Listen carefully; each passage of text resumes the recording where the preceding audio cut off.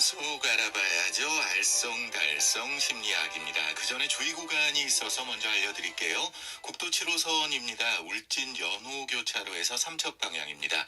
1차로 중앙분리대 부근에 할머니 한 분이 서 계시다고 합니다. 지금 위험하니까요. 이 구간 지나시는 분들 전방 주시 잘 하셔서 주의하셔야겠습니다. 국도 7호선 울진 연호교차로에서 삼척 방향입니다. 1차로 중앙분리대 부근에 할머니 한 분이 서 계시다고 하니까요. 지나시는 분들 전방 주시하셔서 주의하셔야겠습니다. 장상천 통신원 보내오셨습니다. 알쏭달쏭 심리학, 오늘도 웃음이 너무나 유쾌해서 우리를 기분 좋게 하는 심리학자 중에요. 이렇게 웃음 예쁜 사람 없어요. 정혜인 교수와 함께합니다. 나와 계시죠? 네, 안녕하세요. 정혜인입니다. 저 없죠? 심리학자 중에. 제가 아는 심리학자 중에 전부 괴팍하고 웃음 이상하고 그런데 정혜인 교수가 제일 예쁜 웃음을 가지고 계십니다. 그렇다고 하겠습니다. 자, 오늘 어떤 이야기 할까요? 사실 오늘은 일반적으로 좀 내가 무기력한 기분이 계속되면 우울증을 의심하면서 도대체 뭐지? 하는 경우들이 되게 많은데요. 예. 그렇지 않은 경우가 있어서 성인 ADHD에 관해 얘기를 좀 해보려고 합니다. ADHD 하면 보통 아이들 생각만 했는데 성인도 있네요. 네, 맞습니다. 일단 ADHD가 뭔지 설명해 주시죠. ADHD는 주의력 결핍 과잉 행동 장애이라고 진단명이 있는데요. 이거는 주의력이 부족한 것과 과잉 행동을 많이 하는 것, 이 두 가지의 특징을 가지고 있습니다. 그러면서 소화기에 처음 발병을 하고요. 그런데 예전에는 어른이 되면 점점점 좋아진다라고 했는데 연구가 축적되면서 진단받은 아동이 성장해서 성인이 된 이후에도 35%에서 65% 정도가 그 증세가 남는다는 것이 밝혀졌습니다. 네. 그러면서 ADHD가 신경 발달 장애로 아동기에 발생해서 성인기까지 쭉 문제가 된다라는 거예요. 그럼 나이가 들면 뇌 발달에 따라서 물론 증상이 조금씩 변화하기는 하지만 아동 ADHD와 같은 질환은 맞습니다. 35%에서 65%면은 이 간극이 꽤 큽니다. 그죠? 네, 맞습니다. 근데 이게 성인이 돼서도 계속 문제가 된다고 하면 질병으로 봐도 되는 거 아니에요? 네, 질병 맞습니다. 그쵸. 사실 성인들이 ADHD를 보이게 되면 좀 게으른 사람이거나 의지가 약한 사람으로 비춰지는 경우가 많습니다. 그래서 제가 아까 내가 우울한가? 라고 생각을 해본다고 말씀드렸지 않습니까? 왜냐하면 일을 할 때마다 실수를 자주 하고요. 일을 시작하는 것을 잘 못하고 계속 미루기만 하고 일을 하다가도 갑자기 다른 일을 시작하고 마무리 짓는 것이 어려워서 대충 이렇게 넘어가려고 하고 이러기 때문입니다. 근데 당사자들은 이런 자신을 좀 내가 되게 무능하고 별 볼 일 없는 사람인가 봐. 모르겠어. 될 대로 돼. 라는 생각이나 행동을 자주 하거든요.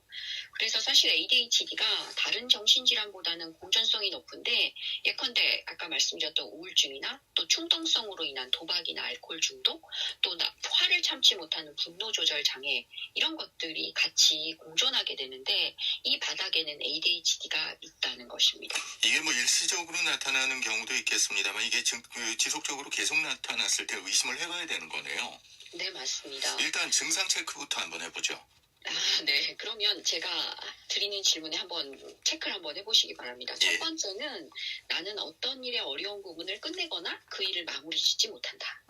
두 번째, 나는 체계가 필요한 일을 해야 할 때 순서대로 진행하는 것이 어렵다. 네. 세 번째, 나는 약속이나 해야 할 일을 잊어서 곤란을 겪은 적이 많다. 네.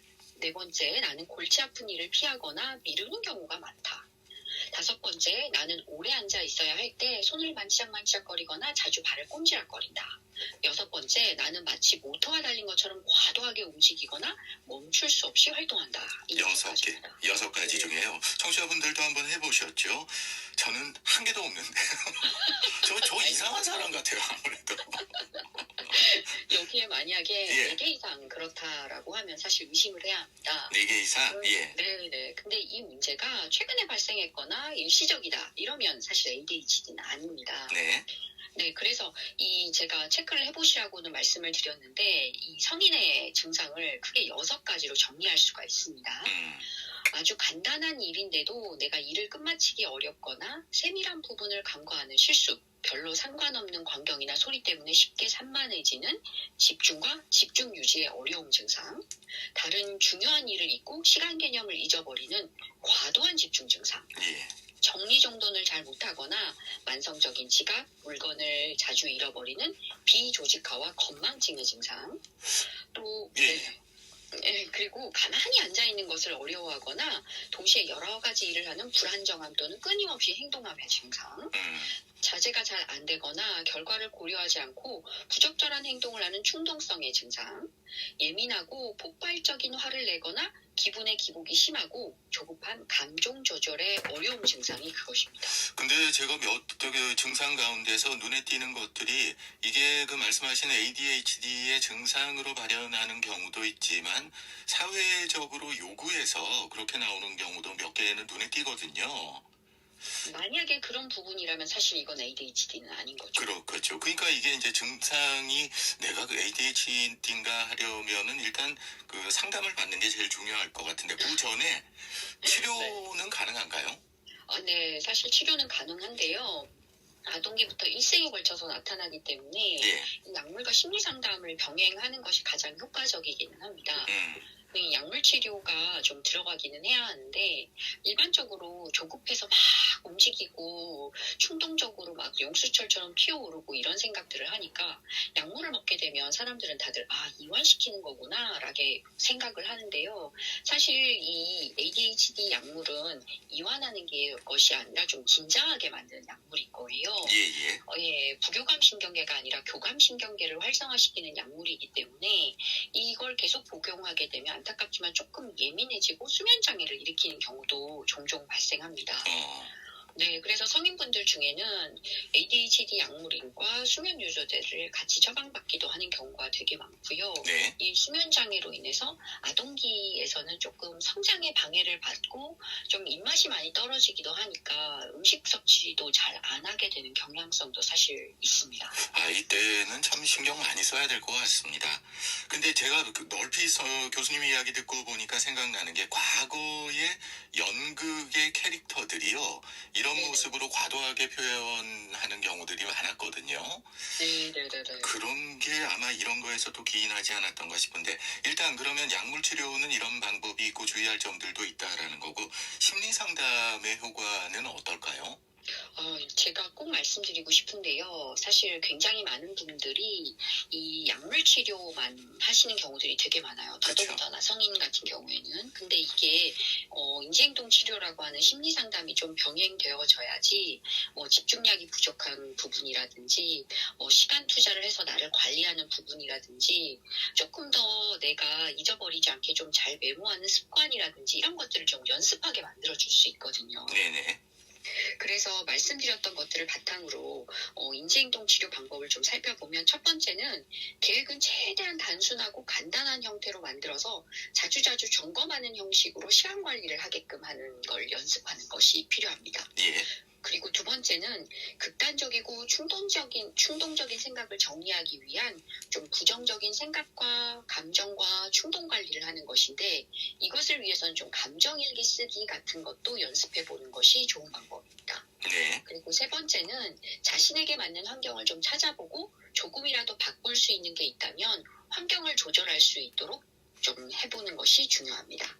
그리고 네 번째는 자꾸만 미루는 이유가 무엇인지 찾아보고 이를 미루지 않고 좀 할 수 있도록 그리고 이렇게 했을 때 발생 가능할 수 있는 장단기적인 어떤 결과를 바탕으로 회피 행동을 하는 이유가 뭔지 그것 자체를 한번 다뤄보는 것이 좀 필요합니다. 혼자 이러기는 어려워요. 상담이 진짜 필요할 것 같습니다. 그죠? 맞습니다.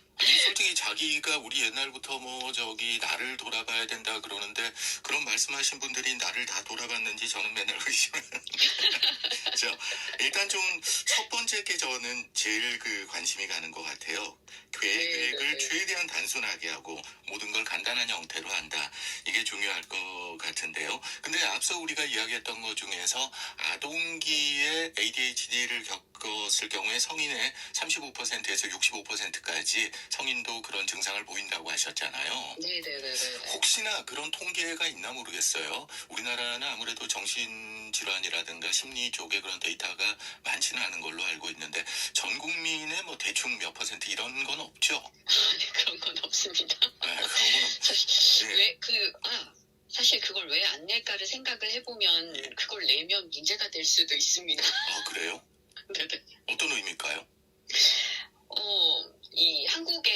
구체적으로 뭐 정신적인 문제를 얼마나 이런 부분들에 대해서는 정책적인 어떤 부분들도 들어가야지 되고. 그렇죠. 당연하죠. 예. 네, 그래서 어쨌든 장단기적인 어떤 생각을 좀 해볼 때에는 그러면 그것만이 중요하냐라고 될 테고요. 예. 네, 여러 가지 어떤 이 부분들과 같이 연결되어져 있고, 그 다음에 또 민족성이랑 또 이런 것들을 가지고 또 얘기하는 사람들도 있을 거고요. 이런 부분들에 의해서 이제 뭐 아동기가 성인으로 되어질 때 얼마만큼의 어떤 부분들이 유병률로 남든다라고 하는 것을 하기는 하지만 어떤 국민의 몇 퍼센트가 이것이다 이러긴 좀 위험한 발상일 수도 있습니다. 그러네요. 통계 집단 선정하는 것도 이게 좀 어려울 것 같고 하기야 그럴 것도 같습니다. 오늘 성인 ADHD 꼭 오늘 주제로 선정하신 이유가 있으실 것 같아요. 네, 좀 굉장히 방치하는 경우가 많거든요. 그래서 여기에 대한 주의가 필요하다라는 말씀 드리고 싶고요. 그 다음에 내가 우울하거나 불안하다는 어떤 정서적인 문제만 생각할 것이 아니라 이 바탕에 혹시 내 우울과 불안이 혹시 다른 이유는 있지 않을까 하는 어떤 전문적인 소견 같은 것도 좀 찾아보시는 것이 효과적이다라는 말씀 드리기 위해서입니다. 하기야 그렇습니다. 그냥 우리가 아유 이거 화병 때문이야 하고 그냥 버려두는 경우들도 있잖아요. 네, 맞습니다. 상담, 치료 이런 게 필요할 것 같습니다. 오늘 알쏭달쏭 심리학자 정혜인 교수와 이야기했습니다. 오늘도 감사합니다. 네, 감사합니다.